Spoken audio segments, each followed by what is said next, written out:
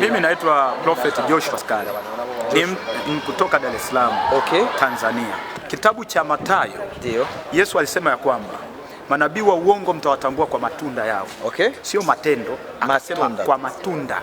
Nafikiri waliona hata hapa nilipokuja kuhudumu. Ndio maana nilichotaka nikiweke sawa ulichokuwa nakisema cha nabii wa kweli na uongo na nguvu ambayo inatumika. Nguvu inapokuwa inatumika ya Mungu halisi.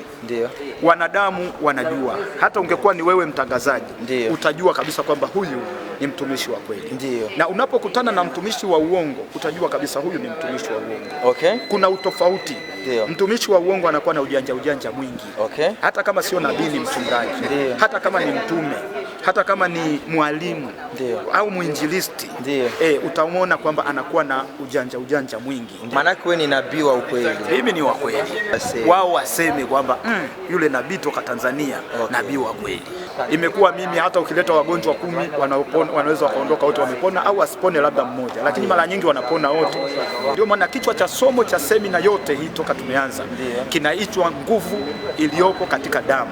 Kama hivi wewe mtangazaji umelala tu, mtu anakuja usiku anakuloga, anakuwekea ugonjwa. Ukishaona kichwa kinauma, dawa zote zinakataa, unakunywa zinakataa.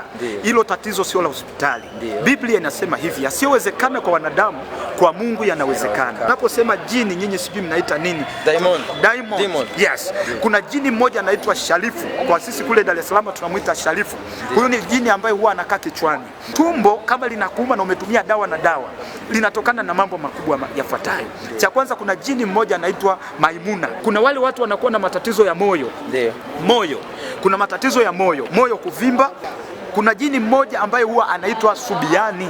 Huyo ndio jini ambaye huwa anakaa kwenye moyo. Unapoona mtu damu inakauka, anaenda hospitali anaongezewa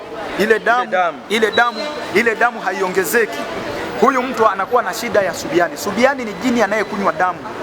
Kwa hiyo watu wanaopungukiwa damu huwa akija kwenye maombi na omba, tunatoa ile jini anaitwa Subiani. Kuna watu wanaota mandoto yale mabaya ya kuota anafukuzwa na nyoka, ya kuota anafukuzwa na watu, ya kuota anafukuzwa na manyama makubwa polini. Yote hayo huwa tunaomba kwa sababu zile zinakuwa ni nguvu za wafumu na walozi. Sasa labda niweze kusema kwamba wewe ambaye unatazama sahihi na una hayo matatizo na unataka Mungu aweze kukutoa kwenye hilo tatizo, cha kwanza kabisa niweze kusema ya kwamba fumba macho niweze kuomba na wewe.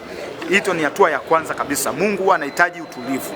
Fumba macho niweze kuachilia, na Mungu huwa anagusa popote. Kumbuka hata kwenye Biblia kuna mtu mmoja ambaye Yesu aliambiwa haustahili kuja chini ya dari ya nyumba yangu, sema neno huko na mtumwa wangu atapona.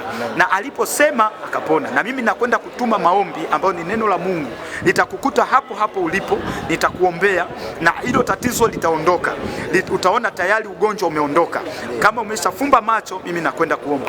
Baba, katika jina la Yesu Kristo, ninavunja kila nguvu za giza, kila urozi na uchawi, kila ufumu, na haribu kila uganga wa kienyeji, kila nguvu ya maumivu ya tumbo, majini ya kila aina yaliyokuwa yamekushika, ninayaharibu na kuyakamata, ninayateketeza kwa damu ya Yesu. Ninaachilia moto kila sehemu, moto naachilia moto kwenye kifua, moto kwenye miguu, moto kwa kila mgonjwa wa kansa.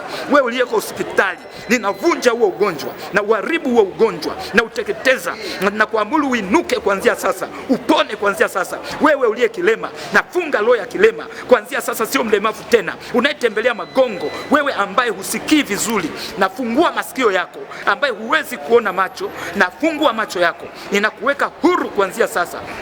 Natangaza uzima na ushindi kwako kwa damu ya Yesu, katika jina la Yesu. Amen.